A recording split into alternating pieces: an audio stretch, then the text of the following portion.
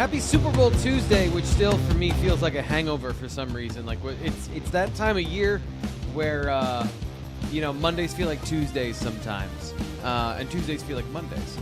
We are going to be discussing the Super Bowl. Already off to a hot start today. I don't know what any of that meant. I don't think that meant anything. What we want to talk about today is there were primarily on Thursday. Last time we were here, we talked about the coordinators, Matt Campbell, what they had to say last week during the media availability, the winter media availability with Penn State football. But they weren't the only conversations we had. We had 40-minute breakout sessions with both the offense and the defense, so there's plenty of people we talked to. We want to talk about some more of the position coaches today and some of the other people that we had discussions with. So that's what's coming up on today's show. I think you're going to really like Ryan Clanton, the new Penn State offensive line coach. I got a chance to speak to him. Fitz spoke to Justin Lustig about why he returned to Penn State. But first, Fitz, I know you have a congratulations you want to get to here on the show to start with the Seattle Seahawks and their elite special teams unit, which won them the game on Sunday night. They were fantastic, right? I mean, congratulations, Super Bowl champion Chris Stoll. We joke a lot about the long snapper thing, but it's a very serious topic because these guys are great, and he was fantastic. The Seattle, as you mentioned, partially won the game on special teams. They dominated every facet, but the special teams being as great as they were with Dixon the punter, really, really, really good. And whenever you got 5 field goals from a kicker, there's 5 great snaps. And hey man, he delivered. I mean, you can jog all you want about championship performances, but that guy stepped up and did more than his job. He was fantastic. So congratulations to Chris Stoll. Congratulations to the Seahawks. Their Patriots didn't win, great, so everybody too. wins, right? Yeah, that was wonderful. And not only that, I don't use the term embarrassed very often because to be on the field is a success to begin with. If you're in the NFL, to be in the Super Bowl is a success. But you want to play your best, and it was great to watch them just like be very ineffective. I was really enjoying the fact that Stephon Diggs was not part of the game plan almost at all. So all the Schadenfreude, all of the pettiness, it was great. I really enjoyed that. Well, you've got here in the rundown, was it a boring game or was it a defensive battle? And of course, that's going to lead into the topic of, well, obviously Penn State. Like, what are we going to talk about with Penn State in the Super Bowl? And you watch that Seattle defense and you're talking about that secondary being great. Well, also the pass rush really, really good. So, we've seen great defenses at Penn State in the last couple of years, and we don't really know what we're going to see yet. New scheme with Danton Lynn, new position coaches, new personnel all over the place. But I think we have a decent feeling about the secondary, and we think the secondary is going to be like the centerpiece of that, right? We look at the names coming back from Penn State at corner, the names coming in from Iowa State at safety, little mishmash there at the hybrid position with guys like Jonathan Cooper and Zion Tracy. But Penn State should have the secondary to more than hold its own, I think, this year. Yeah, and it's interesting. Mike McDonald and Danton Lynn come from a similar background in Baltimore, where both of those guys were assistants there. And it's interesting to see the way, especially on defense, you can have the same coaching tree and it divulges very quickly. Because what Seattle does is they have a front 4 and they play with 4. They'll rush the passer. They'll be aggressive in terms of blitzing. But they pretty much stay in a certain look. Too high defense, so they keep a lid on all the explosive passing, and they just beat you up front. Dan Lynn's defense is going to be very different, but the spirit of the attacking style and the complexity and coverage, I think, are very similar in that Dan Lynn, if he can and will, want to be more of a 4-down front, but will do anything necessary in order to get pressure on the quarterback and put players in positions to be more hybrid. That's the difference there. But in the secondary, being able to play multiple coverages, and what you just referenced with a veteran secondary and a lot of guys coming back that are talented at corner, the ability to put those guys in position to make the quarterback's life a nightmare. That's going to be, to me, the interesting aspect of where do they lean. Do they lean more into a Seattle perspective where they want to play a lot of zone coverages and they want to change it at the snap so the quarterback has no idea what he's looking at? Or are they going to clamp down and play man coverage because they've got some talented guys on the outside and they feel like they can then blitz and attack up front with multiplicity from defensive fronts and some of those zone pressures that we saw in the Super Bowl? So similar view of what makes defense good, and completely different ways to execute it.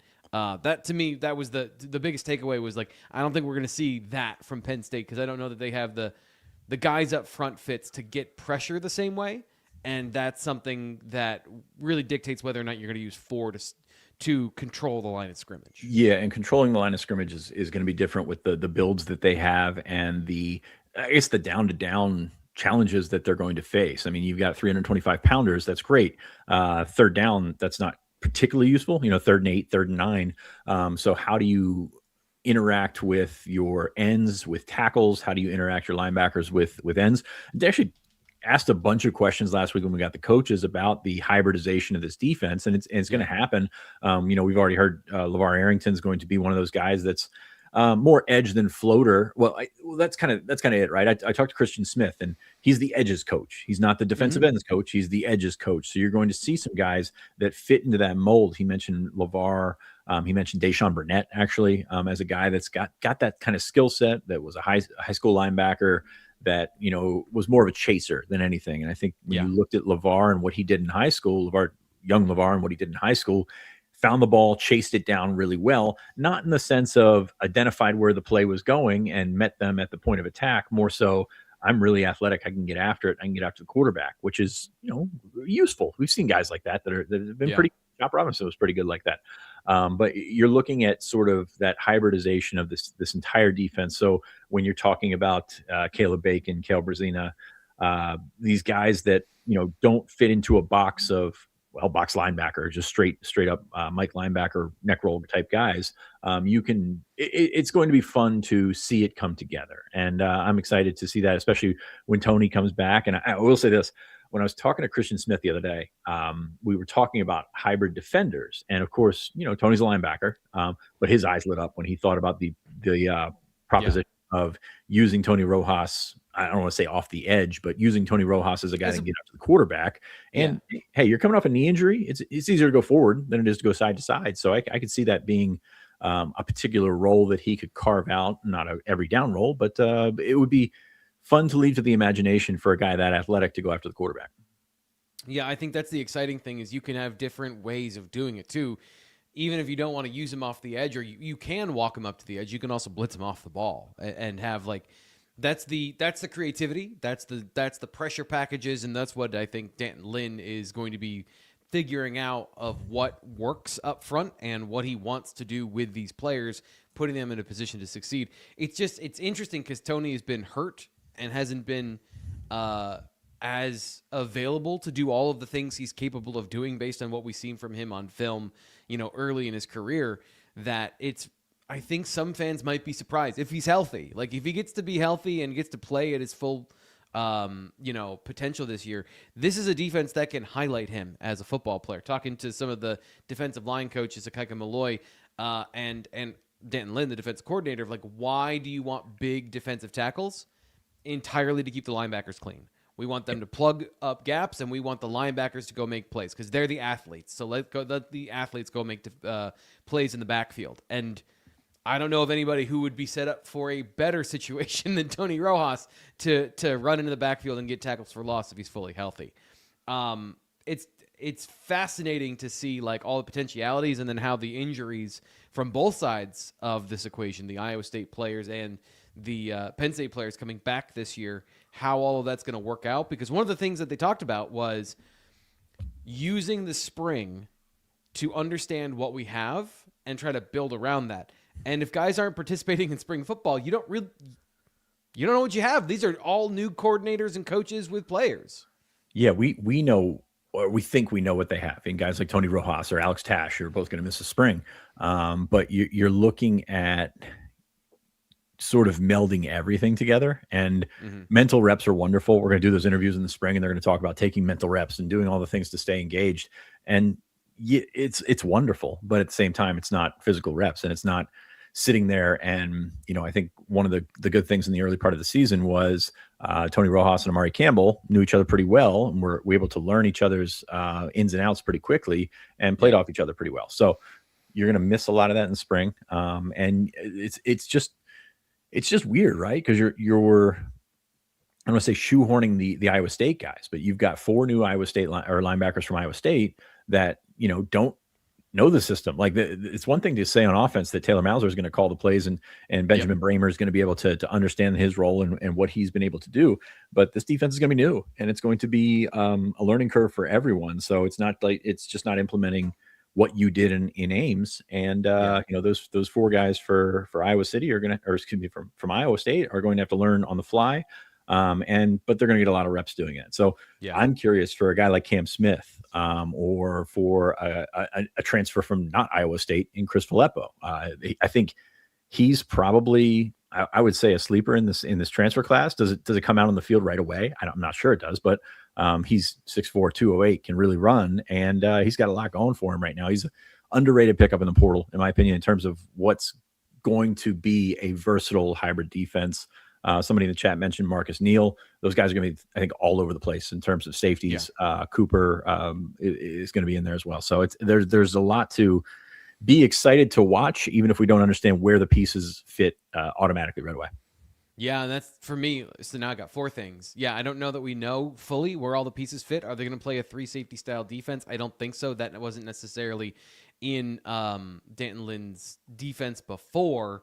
But it's on the table, and he's shown. They could, right? I mean, they could. You think about 2 years ago, they were playing a 3 safety defense because they had 3 great safeties and Zaki and KJ and Jaden. And you've got, you take a step to 2025 and you think that corners are going to take over, and corners did take over the rep counts. Safeties went down, obviously. And now it's like, okay, well, we've got a bunch of numbers at both positions. So how does this work out? Well, hopefully you hope that the best version of them is the best players that rise to the top there. Yeah. And to that point, I've seen on film, D'Anton Lynn change the defense mid-season to accentuate what he has on the roster. So, for example, I think it was about week 5 of the 2023 season, they shift the UCLA defensive front and start playing with 3 defensive ends. Guys would start playing 3 technique from a stand-up position in the middle of the defense. In the former Pac-12, that works, right? In the Big Ten, probably not going to do that. But when they understand what they have, and D'Anton Lynn has been very good about, I don't want to say like, it sounds like he's creating a new defense in terms of like, now he's creating new structures and coverages and things like that. But it's about where you're putting players and how you're putting them in positions. And so he's very comfortable changing the defense. So we're talking about what we know. I'm talking about what I know of him on film. But there's more film to come that we haven't seen yet that he's going to produce this fall with this group of players. And it truly has been, over the last 3 years, different each year in some small way that is meaningful on the field. And so how that all works out is going to be, there's the unknown right now of what he's working up of the new twist for this particular group of players. And then the last thing is, and I wanted to promo this before we get into something else, I'm working on using some Back to the Future stuff to give an example of what this defense could look like, particularly with LeVar Arrington. And I'll leave it at that. So I don't have all the components I need in hand, but I do have some things in the work that I think are going to be very exciting for fans here on the Blue White Illustrated YouTube channel, which I want to remind you, if you're enjoying this video here in the offseason, we're working hard to give you the context and the conversation about how the Super Bowl relates to Penn State. And believe it or not, with the offense and defense, they have very cutting-edge football ideas on both sides of the ball, and we're relating those to what the NFL just produced in their final game of the season. Please like this video, subscribe here to the YouTube channel. We're talking about different stuff here in February. But Fitz, if you wouldn't tell me our weekly conversation that I love having is about Anti-Fragile Brewing Company in downtown State College. So what's up with Anti-Fragile? Well, I'm going to switch gears and go with John's here, because I had a moment last week when we were doing our interviews with Justin Lustig. He was talking about adjusting to the new staff, and we'll talk more about Lustig later. But he said, I gave these guys a list of our local restaurant recommendations, because of course Lustig and his wife and son Henry, who's going to play at Penn State, have been here for a couple of years now. They seem to have worked their way into the community. And I said, I'm just curious, what's going on? And number 2 on the list, John's. He's sending those new coaches for cheesesteaks. It wasn't even a paid promotion by us. So I got to say, if you're sitting in there after a game or whatever, you're probably going to see players walk by, grab a cheesesteak. You might see coaches in there. So it's become a spot associated with Penn State football, not just through the Blue White podcast. And it's a great spot. Anti-Fragile Brewing Company in East Calder Way. Our favorite spot downtown. Definitely, if you're in town for a weekend, check it out. Even on these cold weekends, it's easy to find parking around there. It's a quick walk to the brewery, and you can find State College's best beer. You can also find mixed drinks, kombucha, cheesesteaks, non-alcoholic options as well. Definitely check it out, stop in, talk to the bartenders, talk to the people around there. Good people hang out there, nice people hang out there, and we hang out there as well. So there's 3 different categories for you. So we appreciate Anti-Fragile Brewing. They've been a wonderful, wonderful sponsor for us, and they've been a wonderful, wonderful addition to the community here in State College. Yeah, and I just want to throw this here on the end. If you do come into town, and, there was a big sporting weekend at the end of January where people coming in for a bunch of different things. But if you're just in town or you are from town, this is the time of year where we make our money with our suggestions of going and checking them out. So if you go now, February, March, when there isn't football, there isn't big sporting events, and we pack the place with BWI subscribers, that looks good on us because, there's a cycle to the life of businesses here in State College. And if we can provide them with people to eat cheesesteaks and drink beer, then we're doing our job, especially this time of year. So appreciate everybody for being part of the family here, including Anti-Fragile Brewing Company. Let's talk about Ryan Clanton because I think he's a cool dude that a lot of people are going to really like. Fitz. Very down to earth, very relatable. Having a conversation. I spent a good 10 minutes with. I'm not good at these things. Like, I don't bounce well from conversation to conversation. I tend to sit somewhere and ask a bunch of questions. So I spent a good number of minutes with Ryan Clanton during our offensive media availability. Did you get a chance to talk to him at all? Clanton was not one of the ones that I talked to. I exchanged pleasantries with him on the way in, but I did not get to sit down and talk to him because I'm really interested in seeing how that offensive line comes together because it is just like we talked about linebacker, mishmash of a little bit of everything. And, upside eventually. I think it's going to take some working and getting into with the spring. But, from your conversation with him, everything's on the table, right? Yeah. And so I want to start with what he looked for in football players that they wanted to retain here on the offensive line, because the way I phrased it is you have guys that have height, weight, speed, that have all the measurables, and they just never really work out on the field. So what are the things that he was looking for from football players that he wanted to prioritize? And he gave it's a little bit of longer answer, but I think it digs into how offensive linemen even happen in football. So that was it was a place I wanted to start before we get into some of the details. One is the mentality, obviously how violent they are. And like I said earlier, it's why do you play football, because sometimes you'll hear from people when you just talk to linemen, it's well, I was always the biggest kid, so then I played football, it's like a running joke when you have youth camps.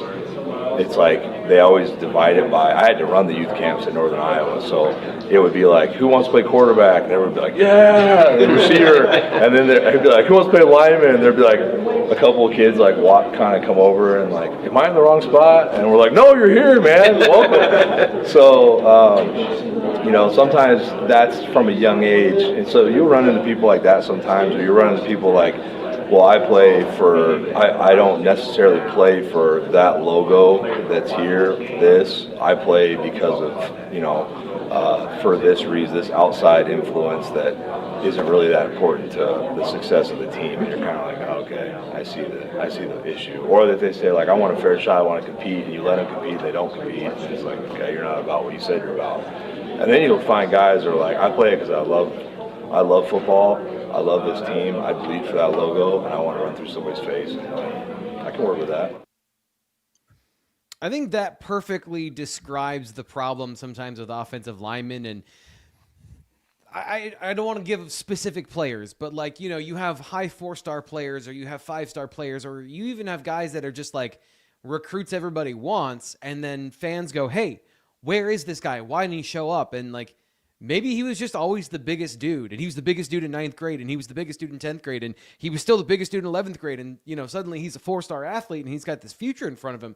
Did he actually want it? Does he like football? And with offensive linemen, it's a position where you've got to love football. Not just like football. You got to love football because you get no credit, you get only criticism, and your job is probably the most physically brutal of any of the positions in a football team. And if you, especially at this level, if you don't love it, you don't love the contact, you don't relish the aggression, you're probably not going to be successful. And so I think it goes into the conversation, Fitz, about like prioritizing the right types of players and not just the highest ranked players, kind of in that recruiting conversation. So, those are my takeaways. Was there anything that you thought, kind of coming out of that, his view of like what makes a good offensive lineman beyond the measurable things that we look at all the time? He's 1,000% right, because all these guys from the high school level up will tell you that they love football. And when it comes push to shove, that's not necessarily the case. And you find that, the reason a lot of these guys bust out is because, maybe they are the most physically talented. Maybe they are the most athletic. They have the longest arms or whatever. If you can't put it all together, and granted, the mental aspect of being an offensive lineman is something people still don't grasp how much complex. It's so technical. Yeah, it's so technical. But you got to bring that together. You've got to bring together the fact that, as he said, you want to run through someone's face. And I think sometimes, and this is something that was told to me a long time ago, when you're scouting guys, there's a comfort level in people's backgrounds. There's a comfort level in where you stand, and it's easier to curl up in that comfort level than to step outside of it. And the way that it was phrased to me, and Jeff Johnson covered Illinois for years, and he's just a very straight shooter. If you can afford not to make it, you're not going to make it. And that's when you look at everything that goes into recruiting these guys. And I think Penn State's previous staff did a really good job in identifying some of those guys, but also they missed on some of those guys because they were the stars, because they were the guys that were essentially raised to be offensive line prospects, not necessarily raised to be offensive linemen, but they had the camps, they had the instructions and everything. They had a lot of natural offensive line talent, but the ability to run through someone's face is something that you really can't teach. And you want your guys to be desperate. You want your guys to come out and have to be good for their families, for themselves. And it's tough because that puts you in a certain position as a player where that's a lot on you, but there's a lot on you as an offensive lineman. And I think that he's grasping that. And as you see this game continue to evolve, and hey, I love players getting compensated for their time, for their play, for their name, image, likeness, all that kind of stuff. But as the money comes into it, these guys are settling into, at times, amounts of money that they won't see in the NFL. Smaller amounts of money, but it's still a huge amount of money. So especially for a 19-year-old, right? For a 19-year-old, for somebody that's, sending money home or whatever, like it is wonderful. But it also takes your eyes off the prize sometimes. And I think that's what we've seen over the last several years. Now, you add to the other side of that, the absolute freakazoids that they're going against on defense. It's really hard to be an offensive lineman to begin with. And then when you take your foot off the gas, it does not help. So he actually talked about that of having to block those guys. And a quick story he told us was he's part of the reason that Armstrong Nadim is on the roster, because they were talking about players they wanted to scout in the portal. And he's like, yeah, I got a guy. Here's this guy at Oklahoma State who we had to block. And he was just talking about, like, even looking at him, he's a freak show, 290 pounds, chiseled muscle. And, for what we talked about here on the channel, played nose tackle as a redshirt freshman in the Power 4 at 290 and was dominating one-on-one blocks regularly. And Clanton was like, we had to play him, and he was a pain. So those are the kind of guys that on the interior you have to go against. Because one of the things I wanted to ask him was, like, how do you prioritize positional fit? Because there's a lot of guys on this roster that can play a couple of different positions. You mentioned guys that he still, I think, to me, is one of the most unique players in Anthony Donko, with the fact that he is such a genuinely good person. You talk to him, he's a very thoughtful individual. He's got a kindness about him. He smiles. He's a happy person. And he gets on the field, and he'll kick your ass. Like, he has no problem dominating guys on the football field. And sometimes that switch, it's hard for people to flip. And so I discussed some of the positional traits between the two positions. And I wrote about this yesterday at BlueWhiteIllustrated.com. If you want to check out that article, the full thing, you can go check that out for just $1 for the first week. And of course, you can get Fitz's articles and insight, especially on the message board with some of the recruiting stuff we'll be talking about later in the show. It's $1 for you to sign up, and then you can join us for a full year. You were saying something, and I interrupted you, and then I just went on a long tangent. Did you? No, you're right. Did you have? You're right. I think that switch is there for everyone, but it's not real. It's not hooked up for some people. Like they tell themselves they're flipping on the switch, and then all of a sudden it just doesn't go. And you look back how many times, over the years, and I tried to research it while you were talking, and I didn't get very far. But how many times are you looking at an offensive line class? Donka's a good example. Donka was the third offensive lineman in that class behind Burkmeyer and Javen Williams. How many times is the lower ranked guy or the lower rated guy the guy eventually, or how often does I don't want to say the 5-star flame out the bust or whatever, but like how often does the guy that wasn't the guy as a recruit step up and eventually be the guy? I think that's a fascinating look back at Penn State's offensive line and really probably all offensive linemen or offensive line classes over the years. There are some great ones, and there's reasons you take those guys. There's reasons. I mean, Burkmeyer was a hell of a high school football player, and Javen Williams. You look at everything and like, oh, this is a dynamite prospect. We'll say Ryan and I said at the time he's not a 5-star prospect. They tend to ignore us. It happens, but you're looking at he had 5-star traits. This is he had all traits. the things. Like Absolutely had traits. 5-star traits. But not necessarily a 5-star football player, the way that I think you and Ryan really felt that way about Kevin Brown this past season. Oh, Kevin Brown, breaking my heart, man. That's a kid that, I think that if you look at everything that he was built to do, and I don't want to spend too much time on him, everything that he was built to do was to play offensive line. And that's, a credit to the people around him. I mean, there's not many Kevin Browns at Harrisburg High. Like that is something that's going to get him tougher for the college game. And, from a Penn State perspective, maybe you look in a couple of years and maybe he floats back your way. But yeah, he's at West Virginia. He seems to be happy at West Virginia. So, all the best to him. He's an awesome kid too. Like he's just everything that you wanted, in an offensive line prospect. He was there right in front of us, and now he's gone. So thanks for getting me on that one. Just ruined my day. My bad. Yeah. But guy they did get, Malachi Goodman, both he and Taylor Mauser, Ryan Clanton, raved about Malachi Goodman from a talent perspective. But with Anthony Donko probably playing tackle, and I asked, what are the specifications of what you want for guards, tackles, centers? And he had a great line. I didn't clip it for the show, but you should go read it. Where he was talking about like they do guard school, where it's like, okay, we're going to teach you how to play guard. These are the characteristics. They have tackle school and center school. And like a lot of stuff at tackle is athleticism, it's movement skills. And then it's like at guard, his quote was, it's a different breed. It's basically like, you're somebody who goes to Buffalo Wild Wings and drinks Mountain Dew and smokes cigarettes in the parking lot. It's just a different breed of person to play guard because it's more about the mentality, because you have to block those elite freakazoid defensive tackles, and you have to be able to run through somebody on a pull block, and you have to have the confidence and the aggression to do all of those things, maybe play to play. What he did say that I thought was really interesting is that Malachi Goodman, I've been toying with the idea of like they brought back 4 tackles, Fitz. They have like the depth of those guys on the outside is really impressive. But are you going to leave them all there, or are you going to create some depth and competition on the interior? And Malachi Goodman is going to stick at tackle to start to see what he can do there.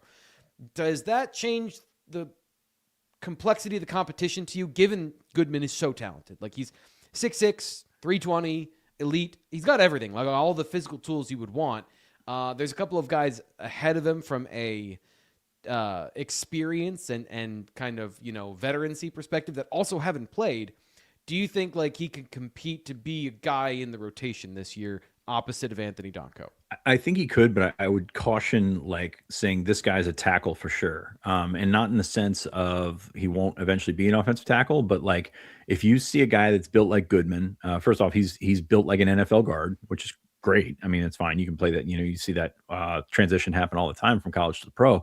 But also you don't want to pigeonhole him into, hey, you're going to be the 3rd or 4th offensive tackle when you can compete and potentially play in the interior as well. Especially for a guy that, if he continues to be on the path that we think he is potentially able to be on, you can make some good money in the pros by being a guard. So I think you don't pigeonhole him in there, but yeah, he's got an opportunity. I keep going back to, we'll talk about Brock Riker in a second. You're just not sure where these guys are going to be when you put them all in the same field, when you put them all on a level playing field.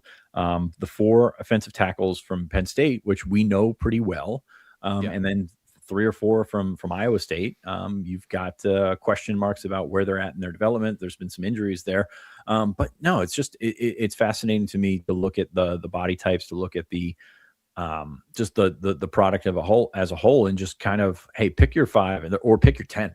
Pick a 2 deep here, because if you got it, send it my way, because I'm not sure what this is going to look like. We think we have a pretty good idea of the guys that can fill those spots, but like, why can't Malachi Goodman be a guard or a starting guard? That is what I keep going back to is, you want to make yourself as versatile as possible and find your best 5.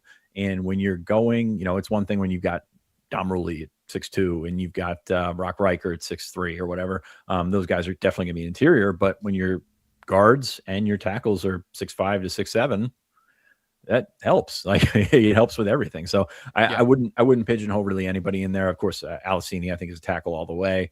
Donka is going to be a tackle, but also another one of those guys is probably a guard in the NFL. So you've got the ability to mix and match. And when we get into spring ball, I think we're going to see that all over the roster, but especially at offensive line, or on the offensive line, because that's the way to that's the way to work it out, right? It's like, it's the knot in the hair. You just got to comb it and get it out there and figure out what kind of works for everyone. So fascinating battles, on tap in the spring. Yeah, and that's something Clanton did say. He said he could play guard, but he thinks he's got tackle measurables, and he wants him to start there because and really the thing that I was probing for and that I wanted to understand is, like, how do you view these positions and what are the most important things for you? And basically, like, he and Phil Trautwein have a very similar view, from what I can understand, of what these guys are looking for from each individual position. So moving from the inside to the outside, that's a rare one. Anthony Donko being able to do that is an exception. Most of the time, he said, like, that does not go well when you try to move a guard outside. So he wants everyone to start outside and then move in if they need to. And I agree with you.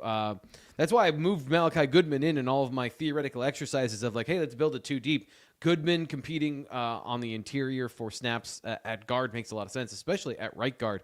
If you don't have, as much as Cooper Cousins is the guy that everyone wants to be there and be the starter, neither of them have starting. Well, I guess Cooper Cousins has some playing experience, but not starting experience. Yeah.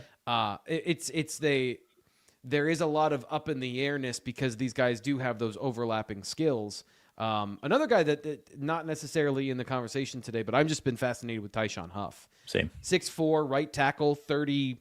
I'm just going to blindly guess, looking at him, 34-inch arms, just like oddly long arms for his frame, where he could play tackle, but also he's going to play on the interior because he's 6'4".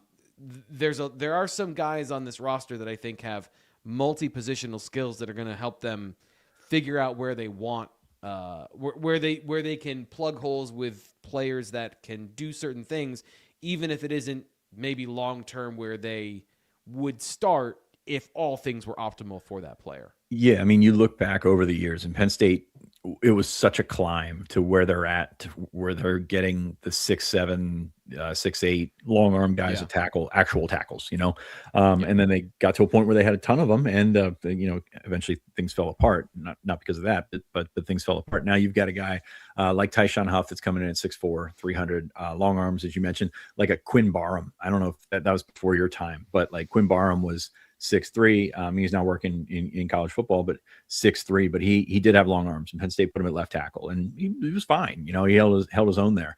So it can be done, but more out of necessity than anything. So I'm excited to see his development. You've heard some great things on the mental aspect of it, and that's what I'm really looking forward to seeing this spring, is how do these guys handle everything that's being thrown at them. Of course, the Iowa State guys are younger for the most part, and Trevor Burr.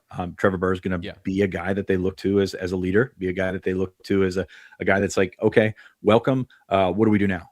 Because this is a guy that's got to be Ryan Clanton's guy on the field. So we talk all the time about Rocco Beck being the extension of the coaching staff. You're going to have to see that from Burr, and get Burr in with Rowley, get Burr in with Cooper Cousins and those guys, and Donka and those guys, and really just kind of mesh and pick up the tendencies and pick up the concepts that they're going to have to block with. So I'm actually surprised as we sit here from the outset because of what you just said. I thought they would have brought over the other lineman from Iowa State because you want to have a center that understands the offense to accelerate this process. But, they decided to go and get a different player in the transfer portal that they feel like has talent and has a significant upside to play at this level. And, I think that, again, is a credit to them of not saying, okay, what's comfortable and what will be, like, on paper the best and easiest decision for us, and going and making some of these harder decisions of, like, what actually fits at this level for Penn State. And the fact that Trevor Burr can come over and actually fits that is a bonus. But, I think we've seen other teams and other situations where they'll kind of rely on that crutch of experience and familiarity instead of doing something like going and get Brock Riker, who is the most interesting player we talked to, individual player we talked to Ryan Clanton about, because before we get into Riker, light. can I just say one thing before we get into Riker? Because you mentioned Brendan Black, not by name, but Brendan Black was a guy that started 30-some games for Iowa State in the last couple of years. And he still has eligibility left. And you look at that and you say, okay, well, he's a loyalist. He's going to, all that stuff. He's definitely, like, when you're penciling in the guys that are coming to from Iowa State, he's one of the first names because, hey, he's got a ton of experience, all that stuff. I think that they looked at him and they said, I don't know that he can make it in the Big Ten from an athletic perspective. Now, he landed at Nebraska, so we're going to see how all that works. But I think they had a pretty good idea of what he was and what he wasn't. And that, to me, is it's going to seem like I'm cutting on the kid, but I think that's a great sign for this staff in terms of. I was concerned. They know what they want. They know what some guys are and they know what some guys aren't. And the guys that they know what they are, they brought them. And the guys that they know what they aren't are elsewhere. You saw, a bunch of guys that were at Iowa State. Penn State never hosted, never looked at really in terms of the transfer portal. So I think that is encouraging from because we want to jump into this. Oh, they just brought everybody from Iowa State. They didn't. They actually brought the guys they liked, and the guys that they didn't like, they're elsewhere now. So I think that is a real positive when you're talking about evaluating what's going to be on the roster this year and what they know about how this is going to be a jump from the Big 12 to the Big 10. Just quickly, one other thing here in the chat that I think is a really interesting conversation. We talked about, do you love football? Do you not love football? There is a filtering out process throughout the stages to get to the NFL. So Alan Saunders says, I have heard NFL players say not everyone in the NFL loves football. Everyone likes it. Some people are just fantastic at it. Most love football, I assume. And then Sun Win says, people have different motives. As long as they get a good product on the field, that's okay. I'm not in love with my job, but my clients would never know it or care. This is the thing. I have, spent a lot of time thinking about what makes people great at anything, not just football, but what makes people special and stand out. And to me, it is, and this is going to sound funny for a bunch of like 6'5", 225 plus pound Adonis men. It's insecurity. You're welcome.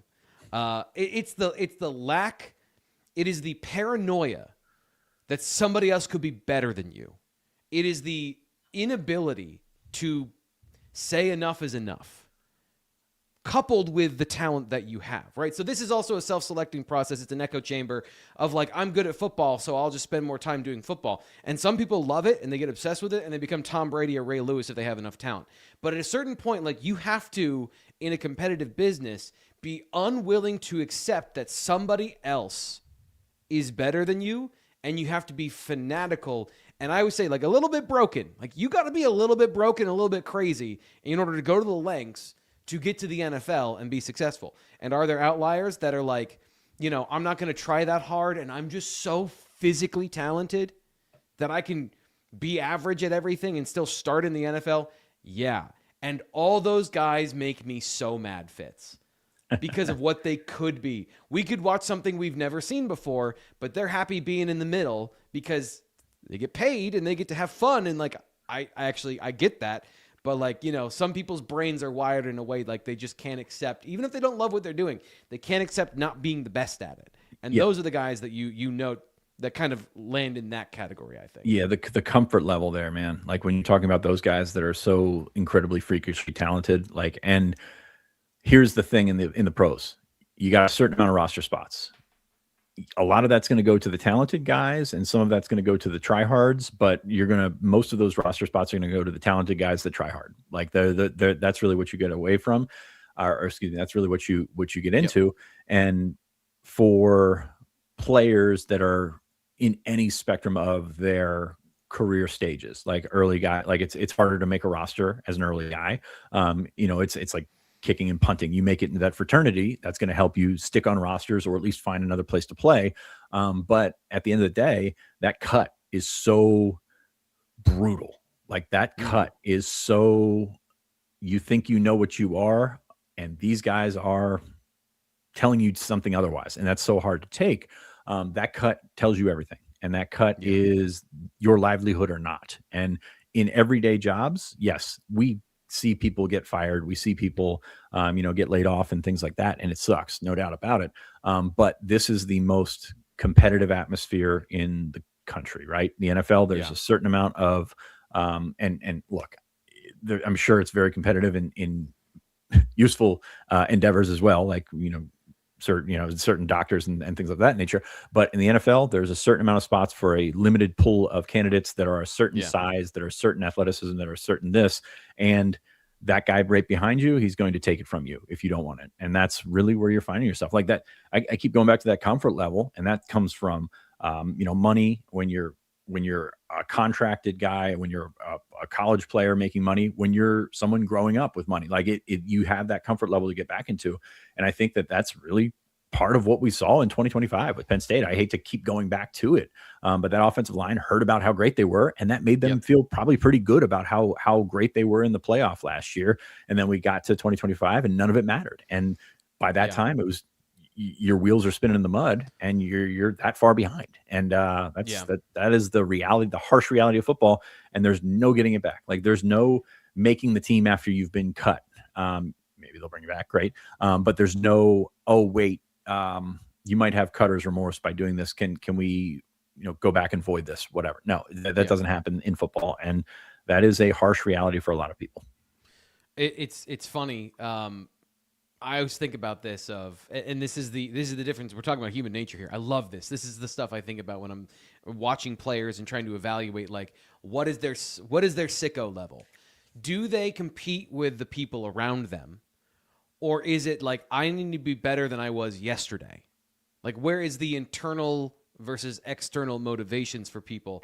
And so many of these guys have imposter syndrome, that they're not who you think that they are who you think they are, but they're not who you think that they think that you are. Like that is where they're at with this whole thing. And everybody that's great at anything, I think, has some of that level of something. And it's, how do you push past that? And how do you determine where your next 10 years are going to be based on the work that you put in today? And I think that's, not to be old school neck roll guy, but that's kind of, people have gotten away from that in the college game, and you end up with softer teams. You end up with softer players, and that's unfortunate to say, because a lot of these guys try really hard and think that they are working harder than they've ever worked, and think that they're working harder than everyone. Sometimes it's not true. Yeah. Sunwin agrees with you here. I won't read the whole thing, but like that whole sentiment there as well. There's no transition here, but I do want to play this Brock Riker sound because it was very interesting. I went through a similar experience watching Brock Riker at Texas State, Penn State's center they picked up from the transfer portal, of like, what is this guy? Does this translate? And then coming out the other side, having a different experience. And this is what some revealing information about why I think Ryan Clanton and I had a similar experience when watching him at first. Originally, you're looking at a guy, you're like, okay, he's at Texas State, nothing bad to Texas State, they're a first-round team. But you're like, okay, could it translate? You don't really know, just being honest, you're trying to watch it. As a whole line, it's a different role on the inside. And then you're like, wait a second, we played those guys, and you're watching him go against, like, high-ranked D tackles and stuff, and you're like, and then you call him, and you're like, what'd you play at? And he played at like 275, and it's like his first time ever playing center, and he's a freshman, and you're like, okay. Appreciate everyone in the background apparently shouting in the direction of Ryan Clanton as he's trying to say that. If you couldn't understand what it said in the video, they were trying to get him a chug of beer. It just happens, naturally with them. Brock Reicher played at 275 at Texas State last year in his first year starting at center. He did have a redshirt season at Texas State, but it was his first full year playing. Clanton went on to say, like, you're not actually a center. You haven't actually played center until you take a snap in a game at center, because it's just a different experience. And there's speaking of paranoia, of you don't get to see where the ball goes when you snap it. So like there's a level of it was impressive on a bunch of different levels of what Brock Reicher did in his first season starting at Texas State, going up against some guys that Penn State's going to see this year. At Marshall, Naquan Crowder is a Minnesota defensive tackle. Arizona State, both Texas State and Iowa State played that team, and Reicher had a good game there. And so the projection of what he could be from a guy who played at 275 pounds, who did not make the physical impact you want on certain blocks, but is 275 to what he could be in a full weight room development program at a place like Penn State that has more resources, I think is the very exciting thing about what Brock Reicher brings to the table. And the question that you and I have gotten 1,000 times, Fitz, and I don't have an answer for is like, is it this year?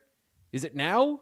Yeah, that's a good question, because you bring in this guy that has some sort of pedigree, right? And we joke all the time about when these guys go into the portal and you list them by their high school star rating, or you list them by their career stats or whatever. You list this guy by being a freshman All-American. So what does that mean? Not much. But he was out there, he was playing a little behind the curtain. It's easier to be a freshman All-American in the offensive line than pretty much anywhere else, because not a ton of freshmen play on Right. the offensive line in college football. So, but that's neither here nor there. He did a good job when he was in it, and if you looked at it, you liked some of the stuff that he's been able to do.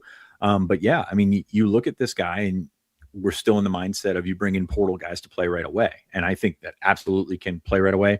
But it's going to be a competition. We know what we've seen from Dom Ruley, who was good in the bowl game and has been I believe they call him the heartbeat of this offensive line room over the last couple of years. I think keeping him is a big deal. Is keeping him a big deal for the entire ecosystem of that offensive line room, or is it keeping him a big deal because he's going to be the starter in 2026? I don't know. But you're looking at Brock Reicher, a guy that has some experience, that's going to have to continue to develop as he's got three years left to play. That stuff matters in terms of developing into the player that he thinks he's going to be. So Clanton's talking about him as if he's a guy that's like, yeah, we're gonna see some development. We're eventually gonna have a pretty good football player here, and I think that absolutely that's true.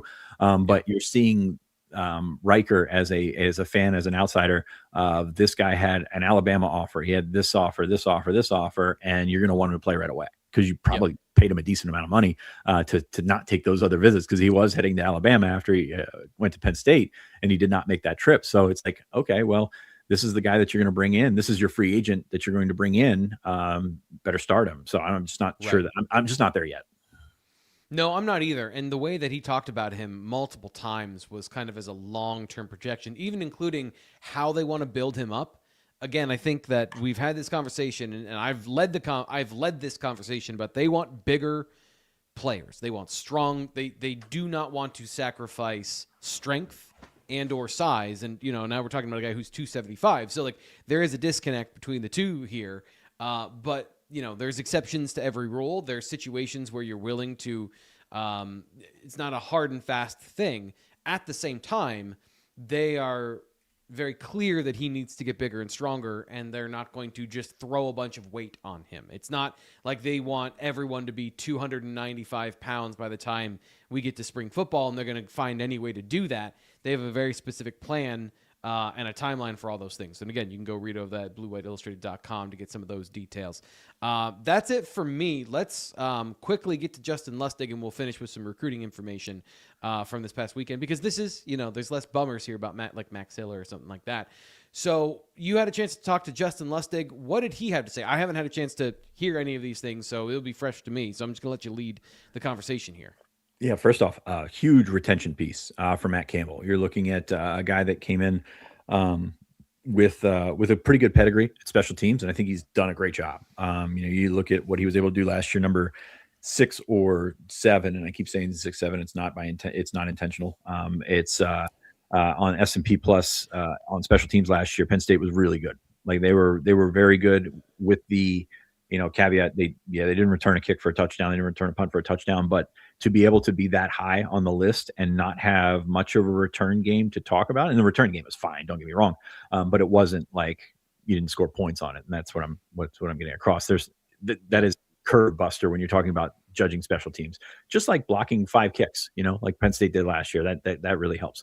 But Lustig, coming off of a big season, he was, and he said it to me. He's like, I've never been a free agent in demand, and he had multiple opportunities, Power 5, top 25, Power 4, top 25 opportunities, and he decided that Matt Campbell was the guy that he wanted to stick with, and it helps to be familiar with the situation. It helps to have Ryan Barker come back.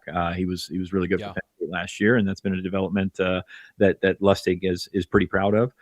He's going to have to replace the punter room entirely. They've got 2 new guys coming in. One's already here, Nathan Tice, the punter from Mississippi State, 26-year-old Aussie, and Lucas Tenbrock from Illinois is going to come in as an All-American. And that's he told me that they've got leg strength comparable to Gabe Nwosu.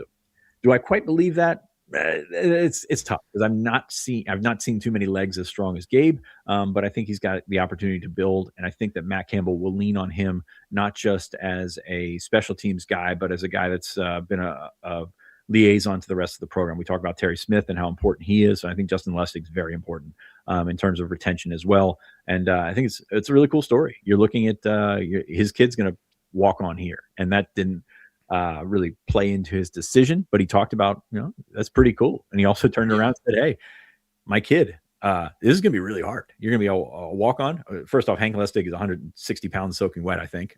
He's going to take some time in the weight room to grow up. But no, I think it's just a really big deal to get him back because Penn State's had some pretty good special teams coaches. Lustig's right up there with them over the last few years. Yeah, and I was going to say this. Rob beat me to the punch. He says, what, the new punters are 6'5" and 6'6"?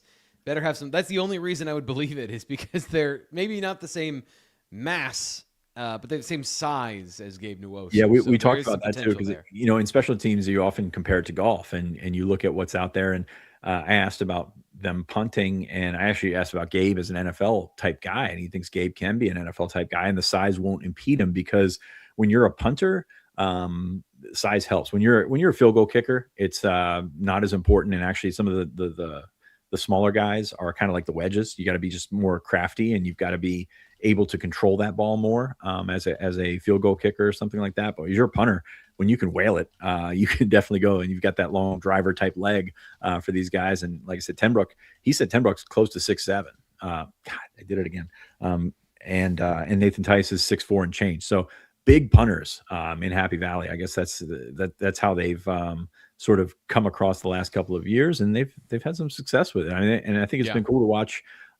He's one of those guys that made a decision that, hey, Riley Thompson's been your starter for a couple of years, but this guy came along and he had a better camp and he was better, and Gabe was better as a senior. So I think there's something to be said for that in terms of the evaluation, the ability to play these guys.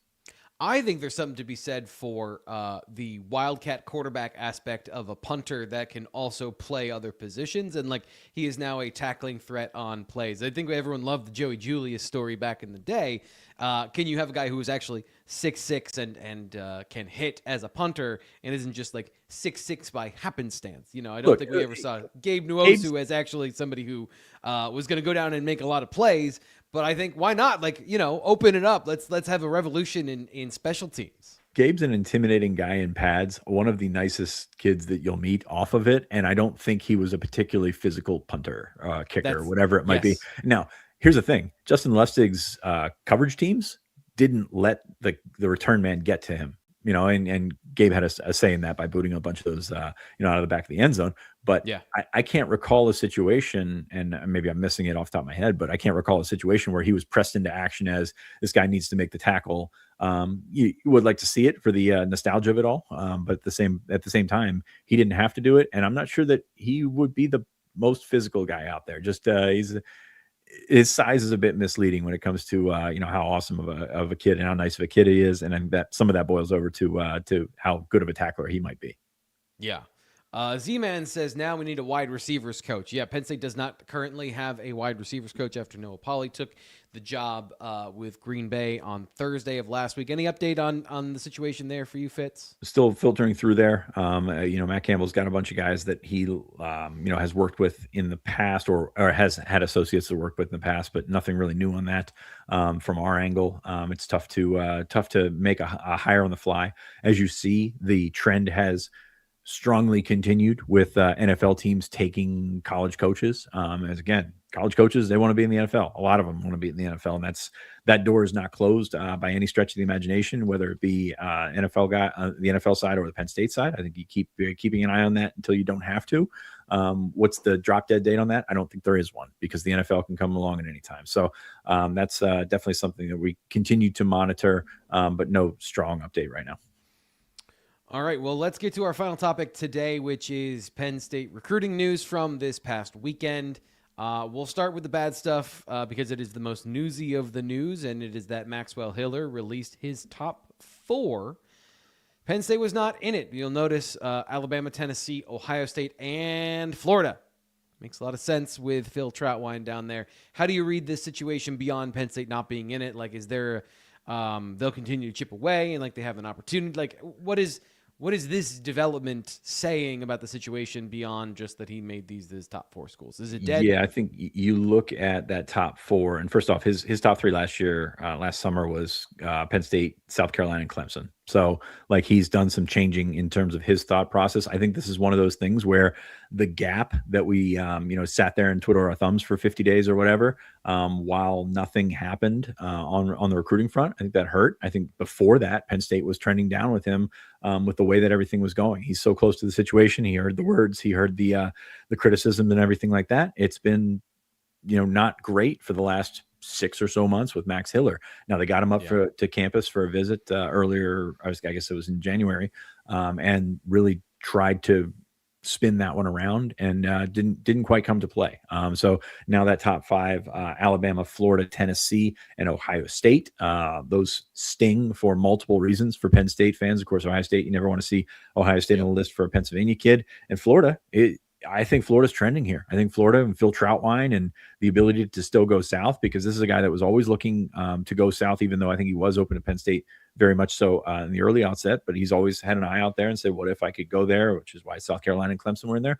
I think Florida is a good confluence for him to get the relationships that he desires with Phil Troutwine and the weather that he desires as well. So tough one for Penn State here. They'll keep chipping away. I think I said it a couple of weeks ago. I did not expect Maxwell Hiller to end up at Penn State. It would take a lot to turn that one. And he's apparently further along than we thought he would be. He's got a couple of official visits in the works, not to Penn State. If you're looking at these early losses, Hiller, Keemon Spell, I think Spell would be more likely to come back around than Hiller, but you try to make it work. Now, I think the interesting thing here is you're looking at sort of the fallout of all that stuff back in the fall, but on top of that, you're bringing in Matt Campbell, not a ton of connections to these guys on the East Coast, and there's going to have to be some working through that. And I still think the new coach bump will exist. It's not coming right now. It's not coming right now, but I still think it will absolutely take place. But they have a lot of ground to make up in terms of forging relationships with these guys. You bring in a guy that has some sort of loose connection, or at least has recruited the area or something like that. Okay, that can get running a little bit quicker. But in Eastern Pennsylvania, which is different than Western Pennsylvania in several ways, that is a tougher sledding. So you're looking at Eastern Pennsylvania, you're looking at DMV, you're looking at North Jersey, up into New England as spots that are in dire need of forging relationships, and they can do it, and it's a long process, and not everything has to be done on February 10th, but at the same time, it's going to be a process where they have to get out there and they have to continue to endear themselves and be the Penn State that these guys knew, but also forge those relationships and be the program that these guys want to play for. How much of that 50-day coaching search process and all of the negative recruiting and all the void do you think, is it counteracting any sort of like new coach bump excitement you might have gotten early in the process from Matt Campbell and a new staff? Because I'm just, the way that you phrase that of how negative the situation was for recruits for so long, I mean, it's obvious. It is very clear that that's a a reasonable thing to point to. So is that something that you think is part of this conversation, or is it just going to be, as you said, it's going to come at some point, and it's just that we're in February, which is a dead period, and some of these guys have long existing relationships like Phil Troutwine at Florida now. Yeah, Phil Troutwine in Florida. James Franklin at Virginia Tech is going to talk to these guys and tell them Penn State's not the place that they think it is, or they thought it was when they were selling Penn State. Like that. All this stuff is recruiting, and it's all part of how you dig yourself out of the hole. And yes, they're in a deeper hole than they should have been, based on the way that the coaching search went, the way that everything went, the way that the last time these guys were on campus, a lot of them for the big time ones were at the end of September, and vibes were really good until they weren't, and then they got really bad. And they see that. They understand the headlines. They understand the chatter from the people around them. Coatesville's not very far from State College, and it was downright toxic. And I think that that's sort of something that you can rub off on prospects. It can rub off on coaches. It can rub off on everybody. And that's a tough thing to deal with if you're a new staff that's coming in. Hey, I mean, his hands can be up and say no harm, no foul, but I think he understands the situation, Matt Campbell. I mean, the situation of rebuilding the infrastructure that was there for so long. And it's a tough storm of coming off of 12 years of what you thought everything was, and the infrastructure that was built here, and the feeling good about everything that was in place with Keemon Spell was committed. Khalil Taylor was committed. Leighton Von Brandt was committed all over the place. You've got all this stuff that you had in place, and then all of a sudden it goes away, and that's giving kids and coaches and trainers and everybody license to look away and say, okay, well, what are my other options? And some of these kids have really, really good options, like Maxwell Hiller. I think he's the best offensive lineman in the state. I thought last year was him and Kevin Brown were awesome prospects. Penn State would love to have Maxwell Hiller. No doubt about it. This is not a situation where they didn't put the effort in. Just the interest wasn't there. And that's something that they're going to have to get around with some of these top kids. And at the end of the day, Penn State, this new staff, this new approach is going to be on the outside looking in for a lot of these top kids. Yeah. The good news, I think, for Penn State football fans, and this is kind of what we started the show and what a lot of it was about, is I think Ryan Clanton is a good offensive line coach from what I've seen of his production at Iowa State, and now he's got the talent left over from what Phil Troutwine had built here. So you can rebuild these things of perception pretty quickly with some good on-field results. And the second thing is, you mentioned infrastructure twice there, and I think that's a very great word to use. There is the hard infrastructure. We've been talking about it for how long here, and Nate not being on the show, I think, is perfect for this conversation, because the actual infrastructure of buildings, stadium, all those things that James Franklin helped build here at Penn State, that stays. The recruiting infrastructure, as you pointed out, what he built in terms of the staff and the relationships and the connections, all those things, you have to build that side as well. And the good news, I'd say, Fitz, for Penn State football fans is it's a lot cheaper to build that infrastructure because it takes phone calls and plane rides. It doesn't take putting steel and concrete in the ground, so they can build this up. As you mentioned, a new coach bump can come in the future, and it doesn't require a stimulus package from Penn State to be passed so that they can put a new building up. And I know I've already lost half of the people that don't want to give James Franklin credit for anything, but here's the thing: is like he did all those things, and now he's gone and doesn't get to use them anymore. Matt Campbell will see if he can make better use of those tools and can do the same thing on the recruiting front. Yeah, it's going to be an interesting watch, because I don't think it's going to come as fast as people want it to. Because again, February 10th, it doesn't have to be done right now. It's not done right now, and we're going to see a process play out in the way that these processes play out. Like this is not an alien situation by any stretch of the imagination. But you're finding yourself in a spot where it's going to. We want it now, right? We want the girl from Willy Wonka. We want it. We want it now. Everything. Yeah. We had this conversation. Remember, we had this conversation a month ago about the portal that was a couple days old at this point. And it was like, why isn't everything happening right now? Sometimes it takes patience, and that's where you're at right now with Penn State recruiting. Beyond that, reoffered Brandon Lockley. I think Penn State is trying to get back into it. It kind of went a little bit fast and loose there for a little bit, but I think they've done a nice job in circling back around and making him feel like a priority. With the new staff, and this is this is a whole college football thing. You're going to find find players, specifically in-state players, that either find themselves wanting to be, I don't want to say wanting to be catered to because that's different, but needing a greater sense of attention. And if they don't get that attention, they feel like enthusiasm. They want their enthusiasm reciprocated because they've excited and they want. Well, no, it's not even that. It's more like, okay, you're here, you're in my yard now. Pay attention to me, and that's great. Like I think that's actually probably the right attitude to have if you're an in-state prospect that's in demand. And some guys aren't getting that attention, and they've gone elsewhere, and they've handled it differently. I think Penn State did a nice job in terms of Brandon Lockley of establishing that maybe the comments and the connection that they had on one end did not feel the same as they thought it felt. And now it's like, okay, well, I got to maybe put a little bit more effort into here. So maybe it's a good wake-up call for Penn State in terms of recruiting the in-state guys, recruiting some of those hotbeds like St. Joe's Prep, and I think they'll be fine in that nature. Salvatore says Campbell needs to be better, and that's dumb. That's flatly dumb. Just like that. Let me take this one. So here's the thing. What we've been talking about a lot of this situation is our relationships, right? So this final conversation, it'll be my final point on the show. My in-laws, is not that they didn't like me. They hated me when my wife and I got together. Not where I saw this going, but okay. And I told her, just give it time. Parents love me. It just takes some time. And within 4 years, by the way, not even when we were married, I'm now the favorite in-law. Fairly certain I'm the favorite in-law, or at least I'm tied for the top favorite. So these things, relationship, true trust between maybe a coach and another coach, or a coach and a player, you don't microwave that and have it be authentic. It is done through actions. It's done through, as Fitz just said, prioritizing people's feelings. And these things happen over time. That is how you actually build these things to be sustainable and to last. And you can't do it when you're doing 16 other things, when you're trying to actually build the program in the first 2 months that you're at a place. So time will tell.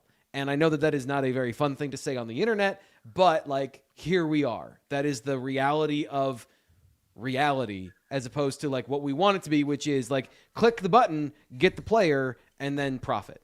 Since we're at the end of the show here, we'll just go a little bit more direct. It's like you guys knew what you were getting with Matt Campbell. You knew what he was, and I think you had an idea of what he wasn't as well. He's not James Franklin in terms of the boisterous recruiter, but he is a guy that has had a ton of success cultivating things the way that he's done them in Iowa State, and that's going to continue in a lot of different aspects of the program. Now he's going to have more money to spend. He's going to be able to have more discretion on which guys get that money, which I think is a big deal.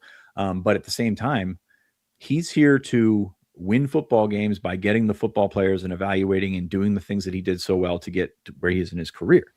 And there's a lot of this in the first couple of months. It's like, well, no, like it needed to happen December 9th or when the day after he was hired. And that's just frankly where we're not at right now. If you're going to give this guy the benefit of the doubt that he can evaluate and that he can build and that he can do all these things that he's done and shown that he's done in the past, give him the time to do it. And the fans' words don't particularly matter right now. It's more, it's his bosses, it's the recruits, it's all this stuff. But at the same time, like the frustration boiling over 2 months into the job it's a bit much. It's a bit much right now. Yeah, especially with recruiting, which is a long-term project to begin with. But when you are trying to jump onto a moving train, everyone does feel the urgency. So let's end there. We've had a great conversation. I love the offseason when we have the time to have these existential, kind of these deeper philosophical conversations. What was your text you going down the road? What was your text to me this morning about the show and the show length? Well, without Nate, I was wondering, are we going to have, just the set of conversation topics? It's okay if we don't get to the full 60 minutes. Let's just make it natural and organic, and naturally and organically it went to an hour and 8 minutes. So perfect. I love it. I love over delivering. We did it. And we did only a few moments until USA Curling, Corey and Corey take the sheet and try to win that gold medal. So that's what I'm focused on today. So I'm sure really I'll write stuff as well.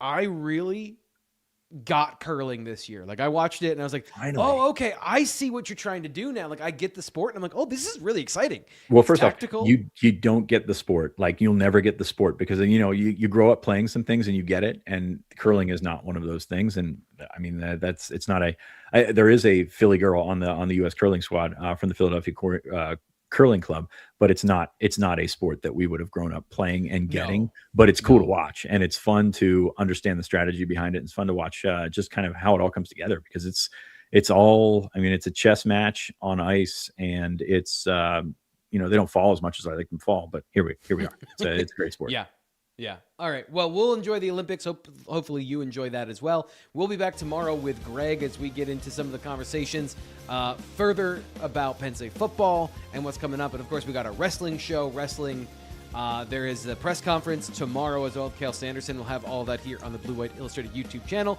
For Sean Fitz, I'm Thomas Ryan Carr. We'll talk to you tomorrow.